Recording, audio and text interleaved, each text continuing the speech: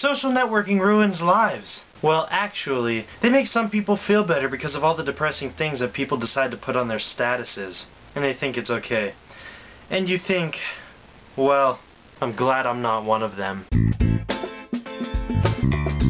Social networking. It's the reason why we don't call each other or write letters to send in the mail. Heck, I don't even text my friends sometimes because they check their Twitter more than they check their text messages, even though they have a smartphone. F you, Mark Zuckerberg. Making all this money from an idea that someone already had. Facebook has too many problems. First, I want to talk about statuses. LMS. Remember those? LMS for a rate. LMS for me to write on your wall with a letter that no one would care about except for you.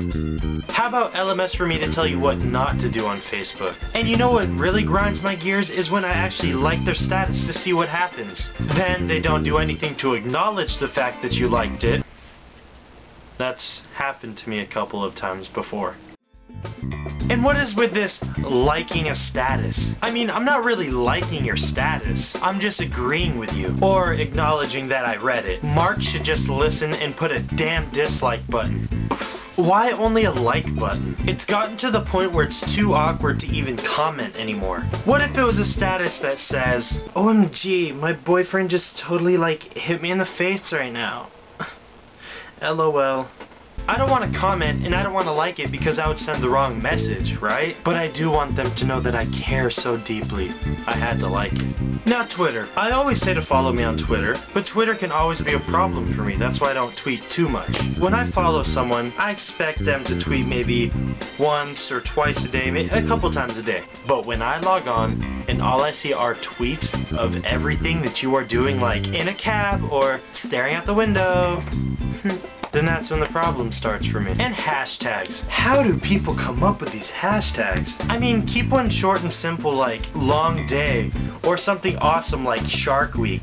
But when you use one entire hashtag to describe your whole entire tweet, I get confused and then I can't read it straight.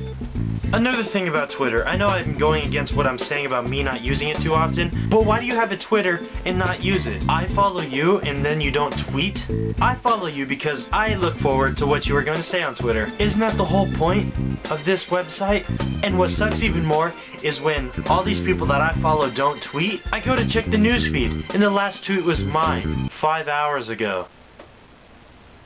Pinterest. Yay. I visited that site for about a minute and I think I might have went gay for a bit.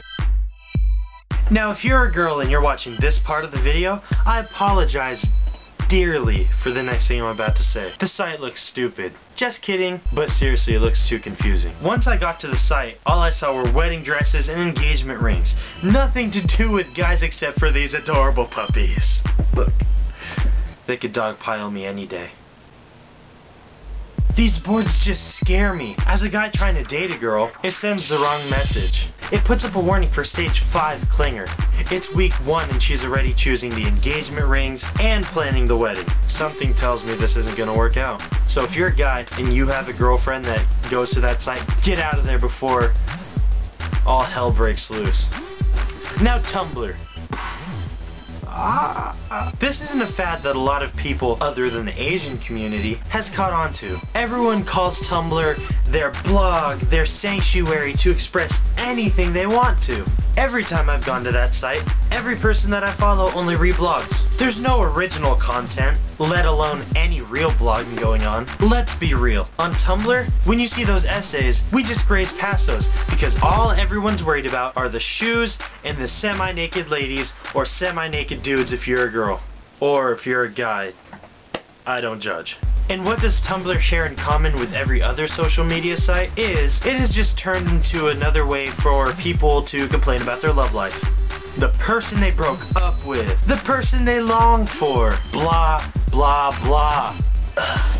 You would think that Twitter and Facebook would be good enough, and now they have to clog the social media with how they feel. It's like it can't take a break. Whatever happened to keeping emotions to yourself or going to a therapist? Anyway, hope you enjoyed the video.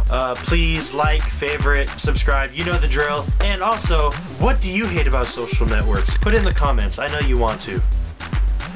Yeah, you know you want to. Anyway, see you next week. Bye. Gosh, it's hot here.